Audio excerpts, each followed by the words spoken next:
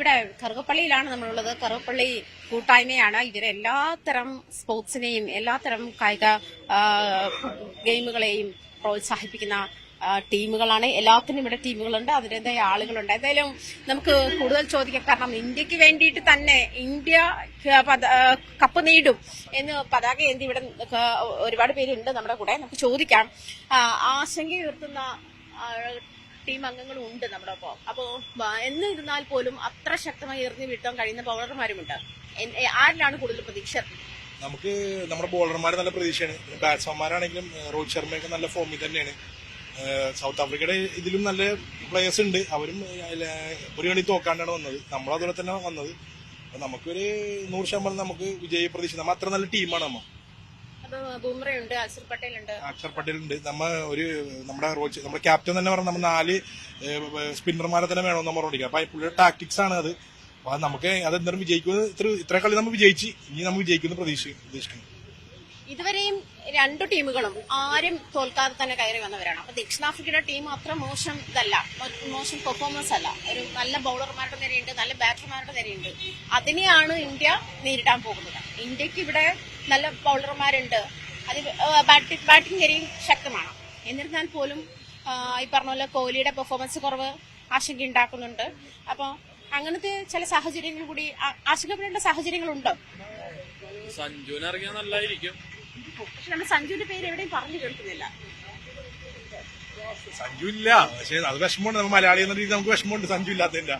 പക്ഷെ നമ്മ ഇപ്പൊ ഇത്രയും നല്ല കളി നല്ല രീതിയിൽ നമ്മ കളിച്ച്. അപ്പൊ നമ്മ കോഹ്ലി ഫോം ഔട്ടാണ്.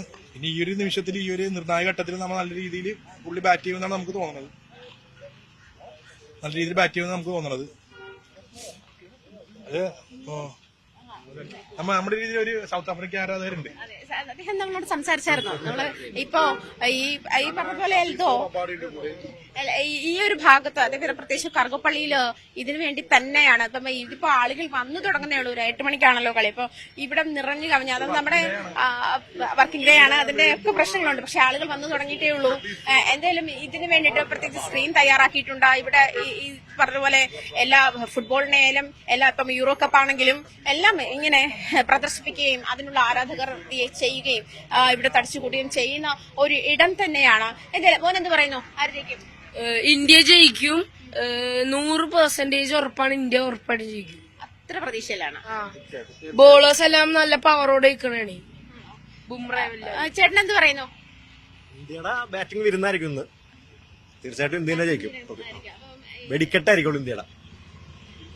അതന്നെയാണ് എൽദോ പറയാനുള്ളത്. ഓപ്പണർ രോഹിത് ശർമ്മ ഉൾപ്പെടെ. കോഹ്ലി ഇപ്പൊ 7 കളിക്ക് ഫ്ലോപ്പായാണ്. വേൾഡിലെ ഏറ്റവും നമ്പർ 1 ബാറ്റ്സ്മാനായ കോഹ്ലി ഈ കിങ് കോഹ്ലി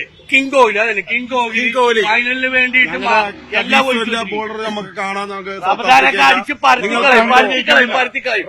കോഹ്ലി ഇന്ന് വൺ ഫോമിലേക്ക് വരുന്ന സെഞ്ചുറി അടിച്ചുകൊണ്ട് ഇന്ത്യക്ക് കപ്പ് നേടിക്കൊടുത്തിരിക്കും. നിങ്ങൾ പറയണ കൂട്ടുന്നല്ല.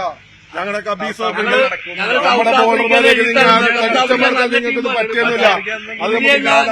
കോഹ്ലി ഇത്രയും ഫോം ഔട്ടായത് ഇന്ന് ഉയർത്തെഴുന്നേൽക്ക് തന്നെയും സെഞ്ചുറി അടിച്ചുകൊണ്ട് ഇന്ത്യക്ക് കപ്പ് നേടി തന്നിരിക്കും ഉറപ്പായിട്ടും. തന്നെയാണ് എൽദോ.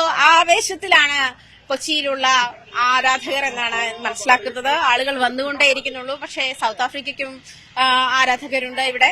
അതുപോലെ തന്നെ ഇന്ത്യയുടെ ആരാധകരും എല്ലാവരും പ്രതീക്ഷയിലാണ്. എന്തായാലും ഇന്ത്യ ലോകകപ്പ് നേടും എന്ന് തന്നെയാണ്. 13 വർഷത്തെ കാത്തിരിപ്പിന് വിരാമമാകും എന്ന് തന്നെയാണ് ആരാധകരുടെ പ്രതീക്ഷ.